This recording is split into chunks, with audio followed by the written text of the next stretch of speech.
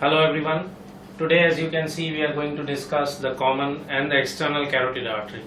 We'll try to form an idea of the location of these arteries, the positions, the course, and how it is related to the surrounding structures.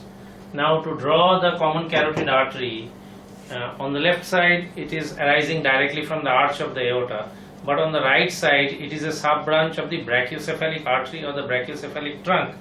To start our discussion, therefore, we have to draw the arch of the aorta, and when you draw the arch of the aorta, automatically you have to draw the manubrium of the sternum.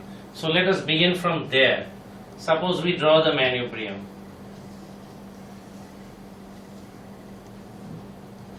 Here it is, and we are drawing the manubrium of the sternum.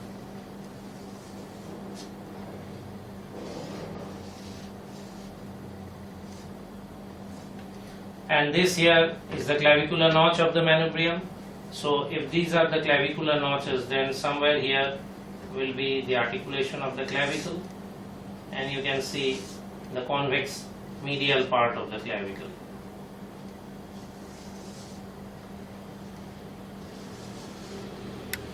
So now that we have drawn the manubrium and the sternoclavicular joint, we are in a position to draw the arch of the aorta and begin our discussion. So the arch of the aorta will be somewhat like this. So this is the arch of the aorta, and from the arch of the aorta you have the brachiocephalic trunk, the left common carotid, and the left subclavian. So these are the preliminary branches of the arch of the aorta.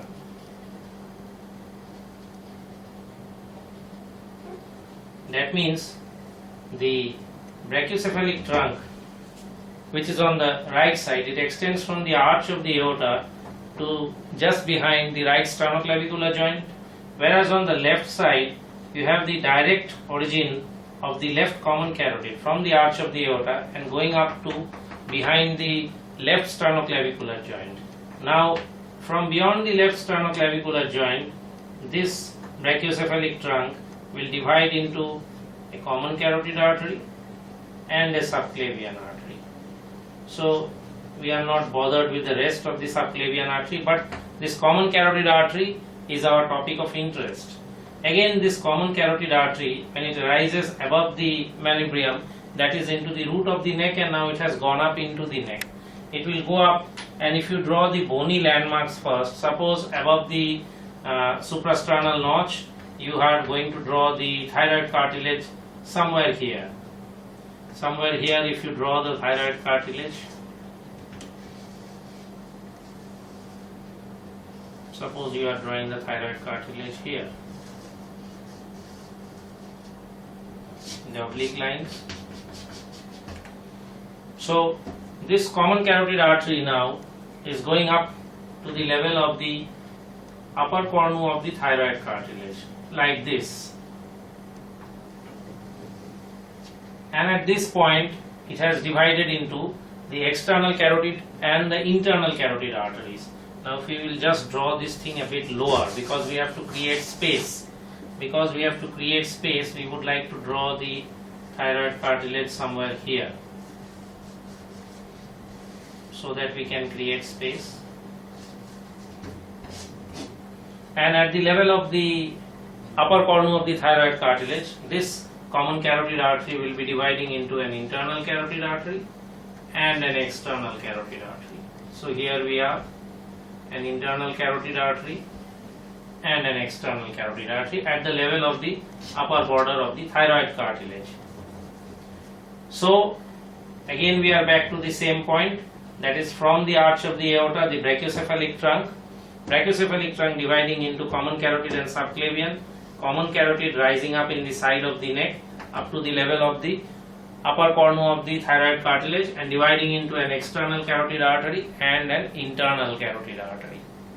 Now from this point onwards, we will have to study the course, branches, divisions of the external carotid. But if you look at this brachiocephalic trunk, if you want to take things from the beginning, then this brachiocephalic trunk and in fact the arch of the aorta that is behind the manubrium of the sternum it is separated from the manubrium by a number of structures. Now you have already studied structures in the superior mediastinum, so you know that between the manubrium and this arch of the aorta you have the sternohyoid muscle, you have the beginnings of the sternothyroid muscles, you have the remnants of the thymus. These are some of the things, and not only that, running across all this you have the left brachiocephalic vein. Now if you want to draw the left brachiocephalic vein, it will run across somewhat like this. So you have the running across the left brachiocephalic vein. So these are all structures that are separating the arch of the aorta and its preliminary branches from the back of the manubrium. Now behind the manubrium you also have the reflections of the pleura, the costomediastinal line of reflection of the pleura, you have that also. So these are the structures that are actually separating the brachiocephalic artery and this beginning of the left common carotid from the bony part of the manubrium sterni. Now that means that the extent of the common carotid artery is different on the right side and the left side. On the right side, the common carotid artery extends from behind the right sternoclavicular joint to the level of the superior cornu of the thyroid cartilage. On the left side, it extends from the arch of the aorta to the upper border of the thyroid cartilage. So on the left side, the common carotid artery is longer. Not only that, on the right side the common carotid artery has only a part in the neck, so it has a cervical part only. On the left side again the common carotid artery has a part which is in the thorax, so it has a thoracic part and it has a cervical part. Now this common carotid artery, when it is in the neck, it does not give any branches. But what is important is that when the common carotid artery divides into the internal and the external carotid artery, at this point there is a swelling in the wall of the common carotid and the beginning of the internal carotid. So you have a slight bulge over here, like this. You have a slight bulge, and this bulge is called the carotid sinus. Not only that, just behind the bifurcation, you have a small nodular structure that is called the carotid body. So related to the bifurcation of the carotid arteries, you have a carotid sinus, which is a dilatation, and you have a carotid body, which is a structure containing specialized cells. Now both of these structures, the carotid sinus as well as the carotid body, are richly innervated by a small plexus which is formed by the glossopharyngeal and the vagus nerves. And traditionally we know that the carotid body is a baroreceptor and the carotid sinus is a baroreceptor, and the carotid body over here behind the fork, that is a chemoreceptor. Now this part of the common carotid artery in the neck, now this, where exactly does it lie in the neck? You will get to this part only when you dissect the anterior triangle of the neck. So when you have dissected the anterior triangle, again if you want to draw the anterior triangle, that is, you start from the mandible like this, and you have drawn the mandible, and you have drawn the mastoid, the tympanic plate, and you have drawn the mastoid process, and you have drawn the hyoid bone over here, and when you have gone down you have drawn the thyroid cartilage over here, and you have still gone down and you have come to the manubrium of the sternum, and you have the back of the neck over here, and from here you have the clavicle, and you have the sternomastoid, and you have the trapezius behind over here, and here in the anterior triangle you know that you had the digastric, and you have the omohyoid, and here in this anterior triangle you have the carotid arteries going in this direction.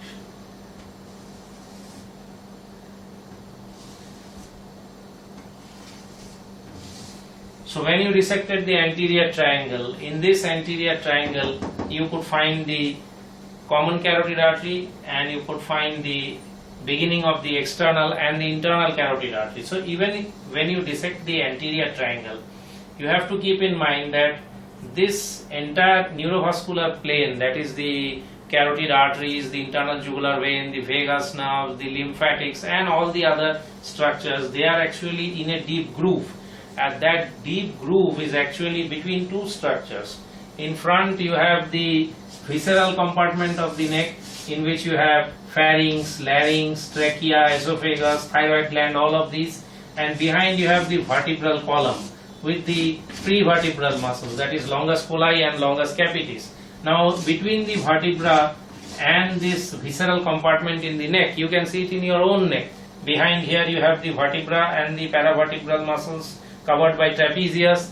In front here you have the visceral compartment, and between the viscera towards the front side of the neck and the muscles and vertebral bulk in the back side, here there is a small depression just in front of the sternocleidomastoid. So this between the just in front of the sternocleidomastoid, between the viscera in the midline and the vertebra towards the back, in this deep cleft over here, you have the carotid system of arteries. That is, in fact, you have the whole carotid sheath. Now, when we have introduced this term carotid sheath, this carotid sheath is a derivative of the deep cervical fossa, and it's a fibrous sleeve which encloses the common carotid artery and the internal carotid artery. That means external carotid artery is expected to leave the carotid sheath. But following the common carotid artery and the internal carotid artery, this sleeve of fossa, it starts from the root of the neck and it blends with the pretracheal fossa and the adventitia of the great vessels below, and it goes up into the base of the skull. So from the base of the skull to the root of the neck, the carotid system of arteries, the common carotid and the internal carotid and the internal jugular vein and the vagus nerve is enclosed by this tough sleeve derived from the deep cervical fossa, partly from the pretracheal layer, partly from the prevertebral layer. So you have the carotid sheath over here, and this common and internal carotid that we are talking about, they are both within that carotid sheath. Now in that same carotid sheath you also have the internal jugular vein. So what are the structures? Now the vein is the lateral structure.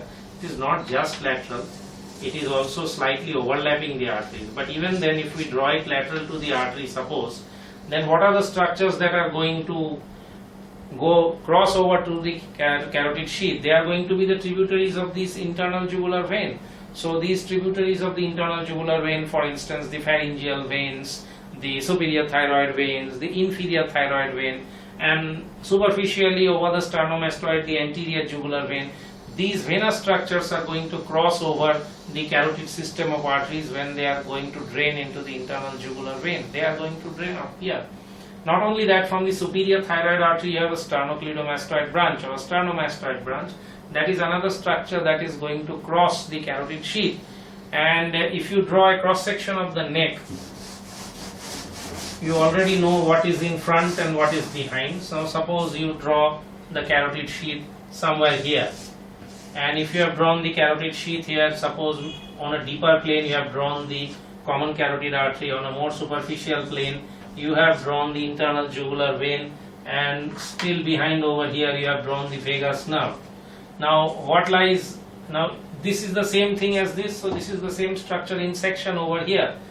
So you also know that the thyroid gland is related here. You also know that the styloid process and the parotid gland, it's going to be related here, and you know that the wall of the pharynx is going to be related here, and you know that the vertebral column is going to be related here. So on the outside, if you come into the neck, you are going to go into the lower reaches of the parotid gland, and in front if you go, you are going to come over to the thyroid gland over here. In front you have the thyroid gland. If you go medially, that is if you go deeper, you are going to reach the pharyngeal wall, and if you go posteriorly, then you are going to reach the vertebral column. So actually see here anteriorly in front of the carotid system and the sheath, you have the visceral compartments. You have the thyroid, you have the pharynx, larynx, and the trachea, esophagus. So in front of the carotid sheath, you have the visceral part of the neck in front over here, and behind the carotid sheath you have the vertebral compartment. So between the anterior visceral compartment and the posterior vertebral compartment, you can make out that there is a groove over here, a depression, and in that depression between the visceral and the vertebral compartment you are positioning the carotid system of arteries. So here also this carotid system of artery is positioned between the visceral compartment in the midline in front and the vertebral compartment behind and laterally. So these are the things that you have to keep in mind when you study the topography of this carotid system of arteries. Now because this is in the side of the neck, it is in some parts the carotid system is a little bit superficial, but in most parts it is covered. How is it covered? Now you have drawn the manubrium here. Now from the manubrium you have the sternohyoid muscle arising up like this. You have the sternothyroid muscle. So in the lower reaches of the common carotid artery, you are going to have it covered by the sternohyoid and sternothyroid. In the upper reaches, it is going to be partially covered by the sternocleidomastoid. You can feel it here, and it is only on the anterior edge of the sternocleidomastoid that you can slide your fingers and feel the carotid pulse. So the carotid pulse that you are feeling here is actually on the anterior edge of the sternocleidomastoid, and if you really need to draw the sternocleidomastoid would be somewhat like this. So the sternocleidomastoid partially overlaps the carotid arteries, and you can feel the junction of the common carotid artery and its bifurcation only when you insinuate your fingers medial to the sternocleidomastoid and you push into this groove over here. You push into this groove over here, then you can feel the pulse of the carotid system of arteries. Now whenever you feel the pulse of an artery, you are compressing it against something stiff behind it. That is the reason why in some places of the body the pulses are easily felt, and in other places of the body it's not easily felt. Now when you are pushing your fingers in front of the sternocleidomastoid and you are trying to push the carotid sheath, including the common carotid artery and its bifurcation posteriorly, you are actually pushing the carotid arteries against the cervical spine. That is, you are pushing it against the C3, C4, C5 vertebra and its covering muscles. Now what happens is, in the middle part of the neck, the carotid artery is simply covered by the sternocleidomastoid. In the lower part of the neck, the carotid is in a much slightly deep position, and this lower part just above the sternum at the root of the neck, the carotid artery is one of the superficial structures of the scalenovertebral triangle. So that is, you have in the middle you have the longus colli and the longus capitis, and on the sides you have the scalenus anterior. So you have in the middle the longus colli, and on the sides you have the scalenus anterior, and here in the base you have the transverse process of the 7th cervical vertebra, and somewhere here anteriorly you have the common carotid artery, and posteriorly you have the vertebral artery and the inferior thyroid artery. So vertebral artery and inferior thyroid artery you have behind, and you have common carotid artery in front. So this part of the artery at the root of the neck, you will find it in a dissection of the scalenovertebral triangle. The middle part of the artery you will find in a dissection of the anterior triangle, and the upper part where it has differentiated into the external and internal carotid artery, this part you will get in the digastric triangle. That means this arterial system is covered here by the sternohyoid and the sternothyroid. Here in the middle it is covered by the sternocleidomastoid, and still high up here it is covered by the posterior belly of the digastric and the stylohyoid. So these are the muscles that are actually plastering the common carotid and the internal carotid arteries against the side of the neck in the groove between the viscera and the spine. These are the muscles that are not allowing these arteries to bulge out. So when you study sternocleidomastoid, you have to study its relation to the carotid arteries. When you study posterior belly of the digastric, you have to study its relation to the common carotid arteries, and not at the level of the digastric, it has already bifurcated. Now this is the general plan. So the common carotid artery on the right side and the left side different, right side from the brachiocephalic artery, left side direct from the arch of the aorta, bifurcation at the level of the upper border of the thyroid cartilage, but it's variable. It may bifurcate somewhat below, it may bifurcate somewhat above, and it has divided into external carotid and internal carotid. And although we are saying that this is external carotid, this is internal carotid, at the beginning external carotid lies slightly deeper, and only when it reaches the lower border of the mandible it is becoming more superficial, and internal is becoming totally deep. So at the beginning external carotid artery is not exactly external, it is more internal, but gradually it comes outward because it has to reach the lower border of the mandible, and then it has to go into the parotid gland behind the mandible. So that is why you have these relations of the external and internal carotid arteries. Now about the external carotid artery, the branches of the external carotid artery are important. Now this external carotid artery you will not get in one place.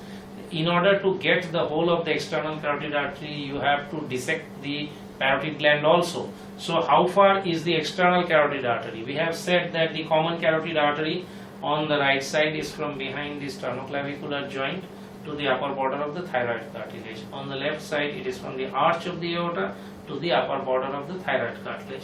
Well, then the external carotid artery begins at the upper border of the thyroid cartilage. From its beginning at the upper border of the thyroid cartilage, how far does the external carotid artery go? In fact, the external carotid artery goes up to the neck of the mandible. So the termination of the external carotid artery as maxillary artery and superficial temporal arteries is actually at the level of the neck of the mandible. So here the external carotid artery has divided into maxillary artery and superficial temporal arteries, and this area is actually behind the neck of the mandible. So this external carotid artery, it actually enters into the parotid gland. That is why in dissections you cannot see the point of bifurcation. You can see the external carotid artery in the anterior triangle, a little bit of it in the digastric triangle, but you cannot see the end of this artery. Why can't you see the end of this artery? Because this artery has actually gone into the parotid gland. Because the artery has gone into the parotid gland, you cannot see the termination of that artery. So this bifurcation of the external carotid artery into superficial temporal artery and maxillary artery is in most cases within the substance of the parotid gland and behind the neck of the mandible.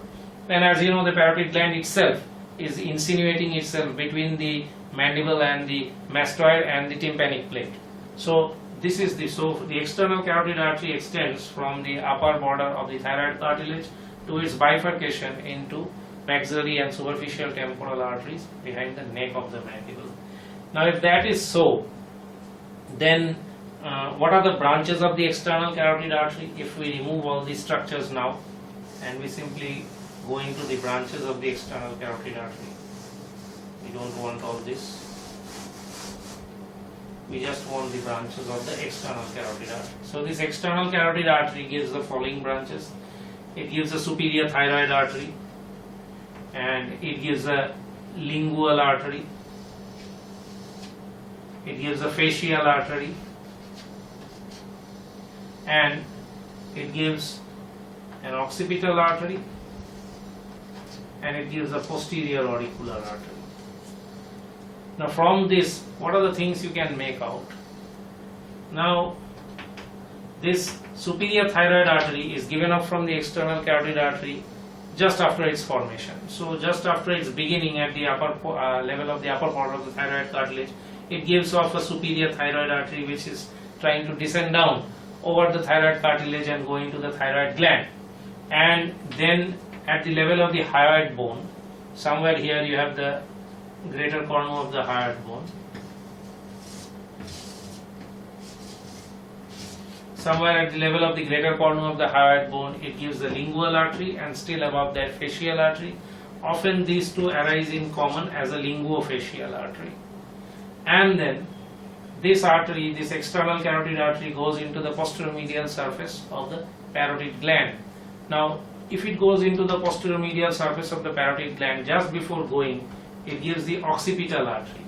Now, somewhere here you have the posterior belly of the digastric and stylohyoid.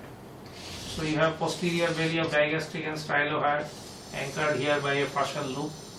Now this occipital artery is just deep to the lower border of the posterior belly of the digastric. So in the dissection of the digastric triangle, if you actually remove the anterior belly of the digastric and the tendon and fold it back, then you can see the occipital artery going back into the posterior triangle, the apex of the posterior triangle over the semispinalis capitis, and going back into the suboccipital region behind the occipital bone, and then going up into the scalp.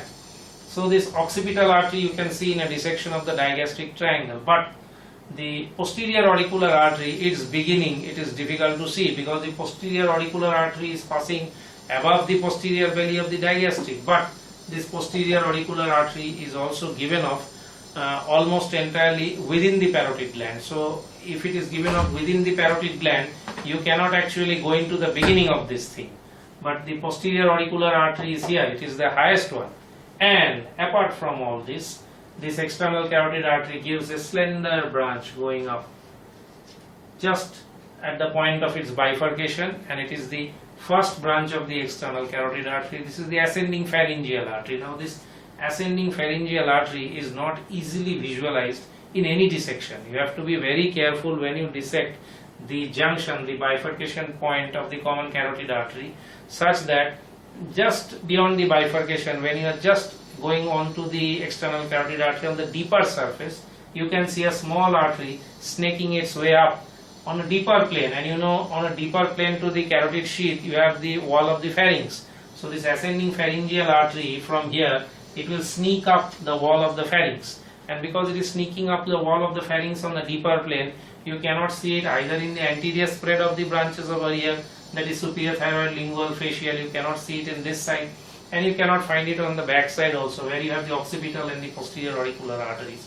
But in a very meticulous dissection, you can make out the ascending pharyngeal artery going deep and sneaking up on the wall of the pharynx. So now we have been able to trace more or less the external and internal, not the internal. We are not dealing with the internal carotid artery right now, because the internal carotid artery is a big story. It has a part in the neck, it has a part within the temporal bone, it has a part within the cavernous sinus, it has a part in the base of the brain. So there are many parts to the internal carotid artery. We won't go into that now. But when you approach the base of the skull and you can see the fork between the external and internal carotid arteries, there are a number of structures which pass between the internal and external carotid arteries. And what are those structures? To get to those structures, first you have to draw the styloid process. So here you have the styloid process, and just clean this up. From the styloid process you have the styloglossus muscle, and you have the stylopharyngeus muscle from the medial surface, stylopharyngeus muscle, and you have the glossopharyngeal nerve, and you have the pharyngeal branches of the vagus. So styloglossus, stylopharyngeus, glossopharyngeal nerve and pharyngeal branch of the vagus, these are the structures which are passing between the external carotid artery over here and the internal carotid artery going deep.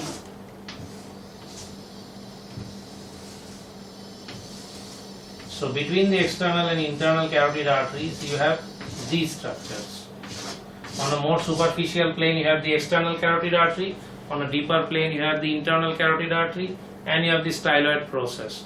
And from the styloid process you have these following structures. You have the styloglossus muscle, you have the stylopharyngeus muscle.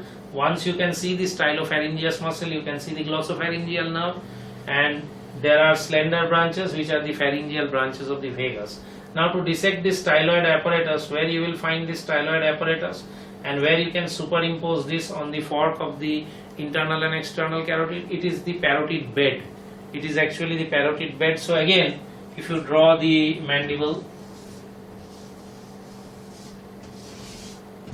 and you draw the tympanic plate and you draw the mastoid process, you know that the styloid process is somewhere here, and this is the parotid gland.